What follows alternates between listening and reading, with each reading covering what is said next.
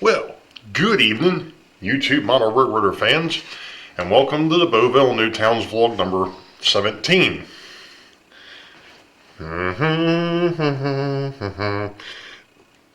There we go.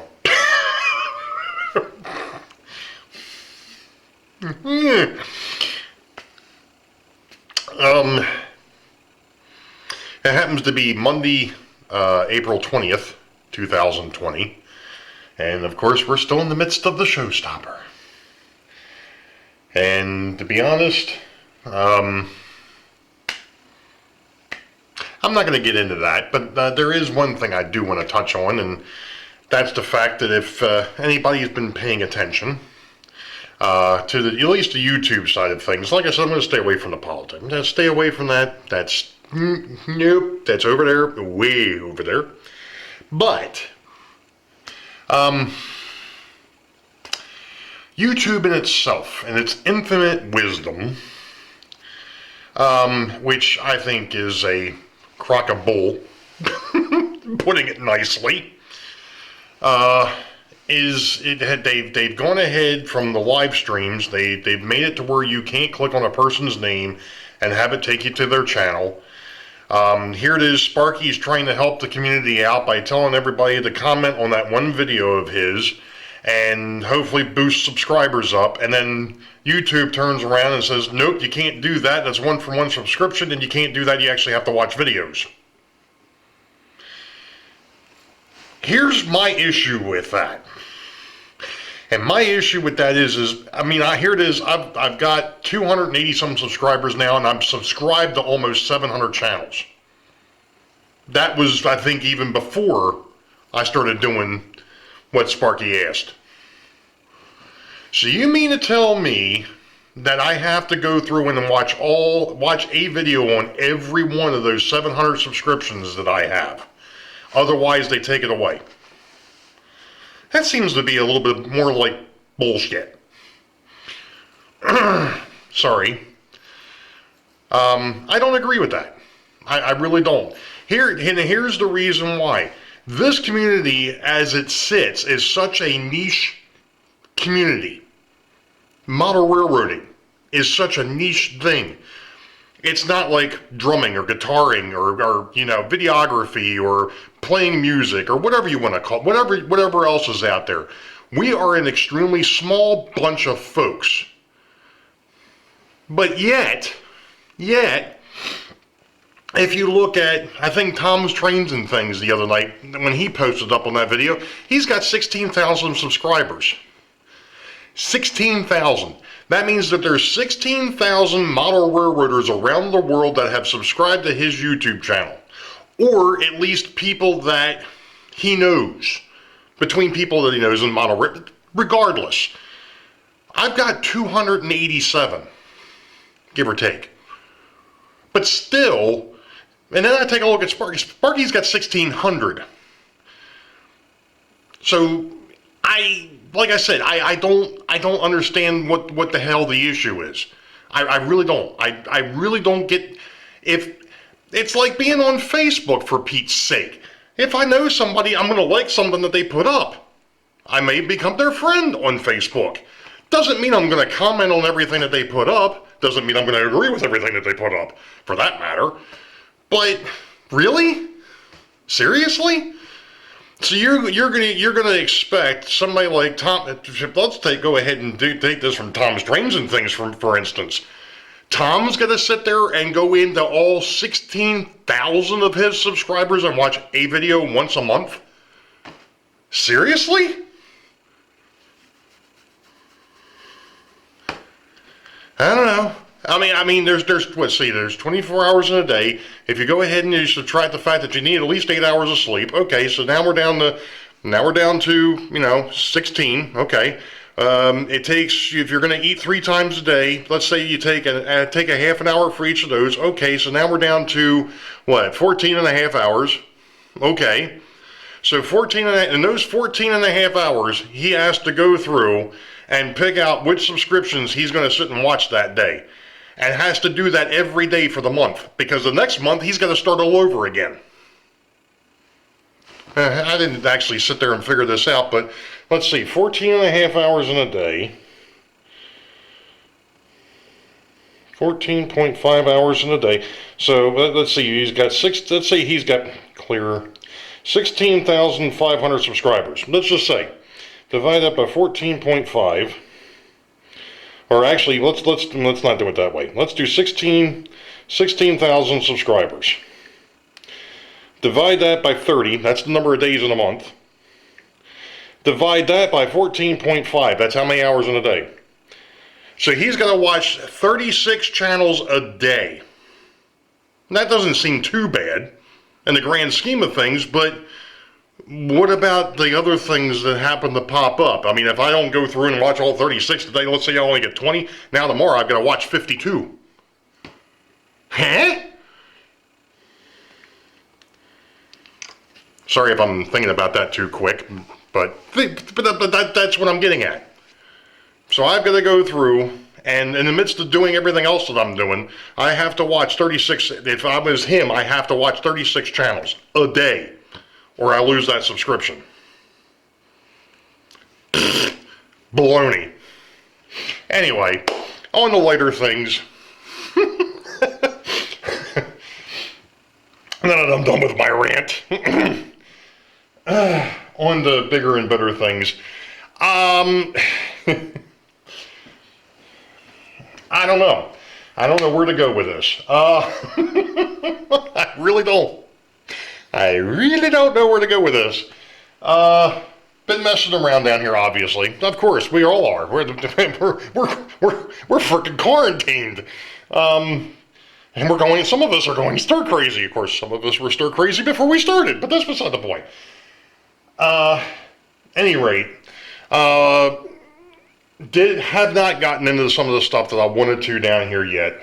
Of course, everything else kind of piles on. And of course, we had an emergency situation this afternoon at I'm not going to go into that either, so we'll let that slide. But I've got some things I'm going to start working on down here. Try and get some things cleaned up, and we'll see where it goes. Still planning on keeping things the way they are, I'll do these when I get a chance, go ahead and get them out, and we'll go from there, but we'll be back. Well, give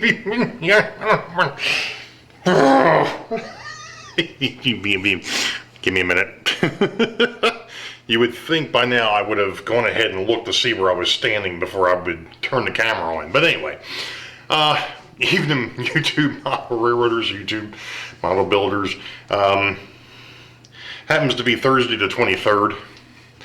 And, I know I kind of went off on a rant earlier in this, and to be honest, I ain't done.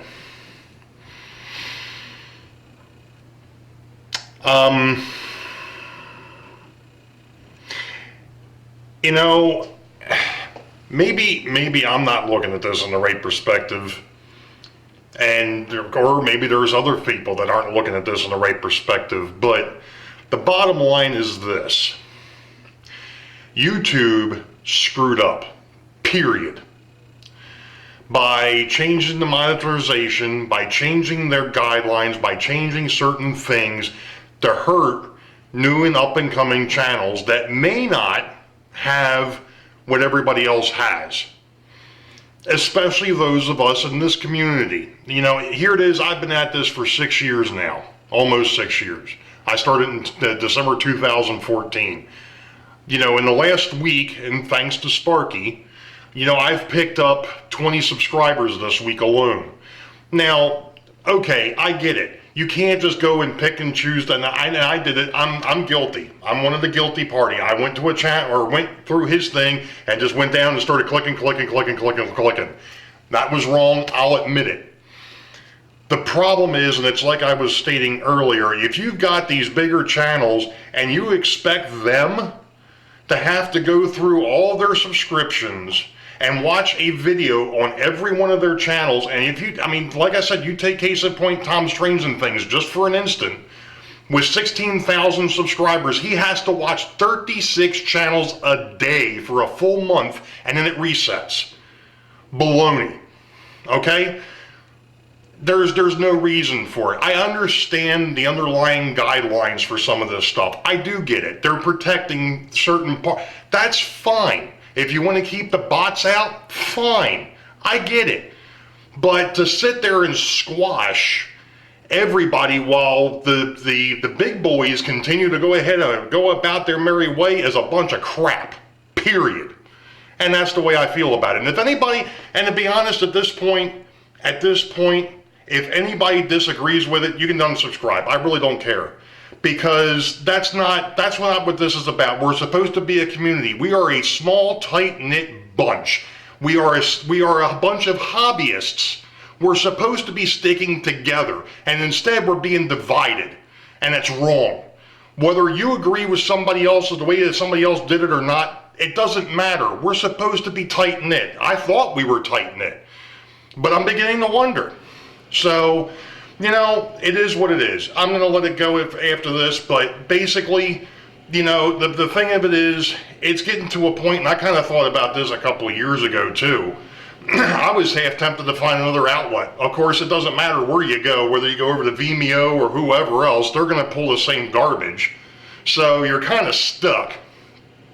But, you know, like I said, we're supposed to be a tight-knit community here. We're not big. We're not huge. You know, we're not out there. You know, we're not like the NASCAR drivers or the stunt drivers or the. You know, we're not that way. We're not that way. We're supposed to be a tight-knit bunch. We're supposed to be helping each other out. And if that means kind of bending YouTube's rules, so be it. Okay? Bottom line. The only way that we can keep things going, and the only way that these smaller channels like myself can continue to grow, is going to be as if we come together. And that's the bottom line. If we can't do that, then, oh well. Okay, we move on. Anyway, on the happier things, flip the switch. By the way, I did enjoy that last night. The whole thing with Sparky and Amy, that was great. That was, yeah, thumbs up there. Any rate, I've been going through and doing some work, and as you all know, Monday night I was doing some work on the Boeville side. I did wire in Tuesday night. Before my church small group meeting, I went ahead and wired in the dead tracks, at least from the track side of things. I dropped those feeders down, so that portion of Boeville is pretty much done. I've got all the way around to the yard side done. I'm now getting ready to start block 2. I did find, in the process of this whole thing, I did find one oops. I did mention before that I thought that I was pretty good down here, that the humidity and the temperature were pretty much staying fairly constant, which they are. But somehow or other, I ended up with a major gap over here by the control panel for the yard.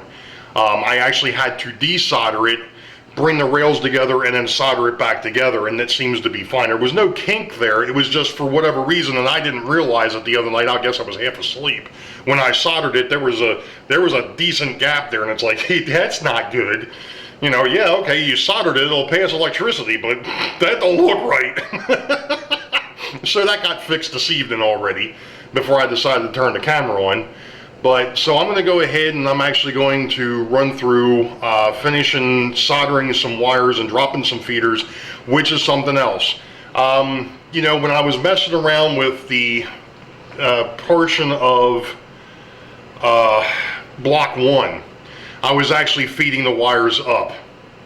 That's all well and good, that's fine. But the more I thought about it, because of the fact that I'm going to have to lift this foam up at some point, if I didn't leave myself a long enough feed, I'm not going to be able to get the foam up far enough to be able to get the glue up underneath of there. So I'm going to go and do it the opposite way, the way that Model Railroader had mentioned that you should do it, which is actually dropping the feeder from track level. down under the layout. So what I'm actually going to do is I'm going to do that. I'm going to leave, because I've got scroodles of this 22 gauge wire that I snagged when it was supposed to be going to the dumpster. I'm going to go ahead and I'm just going to start probably leaving like a 2-foot lead and just start dropping, you know, soldering it to the rails and just dropping it through the holes. And I'm just going to continue on. Now, if anybody else caught it, Fish Plate Films from over in Australia, one of our buddies from down under, first time I'd seen something from him in a long time. And I do subscribe to him, but I'm not sure why I wasn't getting notifications. He may have been putting stuff up, I'm not sure. He was talking about track cleaning, and he put up the video about track cleaning. I tend to agree with the things that he put up there. And one of the things that I'm actually going to probably show a little bit later, one of the things that he did not mention, and this is just me, may not be everybody, but it was one of the things that even Model Railroader had mentioned years ago. When you're soldering the rails, and the case in point, this old sectional track that I use and the flex track, you do have to go back and you do have to clean the track before you run the trains. The reason being is that rosin flux is very sticky. With that, if you don't clean it up, it gets on the wheels of the train and it'll just drag it all over and it'll start causing you all sorts of issues. Now, normally you would use denatured alcohol. Problem is this right now with the showstopper going on, you can't get a hold of denatured alcohol. And the only thing I've got is 91%, and I'm not about to use that on the track and all, because that was specifically bought for stripping paint off of rail cars and locomotives. And I also had bought something else. I bought a bottle of Goo Gone. So I'm going to give that a shot instead and save the alcohol for actually doing what I was talking about. And I'm actually going to spray a rag with Goo Gone on it and see if that'll help get the rosin. The biggest thing is it would be nice if you didn't spread rosin all over the top of the railheads. Sometimes you can't help it, you miss. Sorry. I'm partially blind, I can't see. So I'm going to go ahead and I'm going to start working on the on block number 2, going over here, and then I'm hoping maybe by Sidetrack Sunday we'll be on the block 3 or maybe be done, but we'll see what happens there. But right now I need to get to work, so we'll be back. Well, good evening, YouTube Model Railroader fans. I'm back again. Happens to be Friday, April 24th, 2020, and I should not be here right now. And the reason being is I should still be bowling right now, but we won't go there. Anyway, did some more work on the B&N the other night. As you all know, still going ahead and working on dropping in feeders and things of that nature. Actually finished about a third of block 1. Just about, actually, I'm about a third of the way through block 2. And then I've got block 2 finished. I'm a third of the way through block 3. So, and I know this thing is shaking a little bit. I'm on a single tripod because I wanted to kind of give you an idea as to what I'm talking about. Like I said, you know, we're been working on, you know, getting everything kind of nailed down here, or not nailed down, but wired in. So this here's the beginning of block 3. So I made it to where the solder is sitting. So from that point, I've still got to go around Newton's farm, and then all the way over here, and then down the back side I got to go down to the gorge for the block number 1. So, and as you all know, block number 3 ends right here. That's where block number 3 ends and number 1 begins. So I'm going to go ahead and shut this thing off and get to it. Actually, what I'm going to do is, before I do that, I just got notification on my computer that Sidetrack Sunday number 2, the promo video just went up. So Sunday, April 24th, 8 p.m. Eastern, Sidetrack Sunday number 2, or as I like to call it when I have the gang on, the roasting session number 2. This one ought to be fairly interesting because I am actually going ahead and I'll be probably uploading this video tonight as well. But this one here, this has been an interesting video. I'm waiting to see what the comments look like on this son of a gun. I'm waiting to see what happens on Sunday night.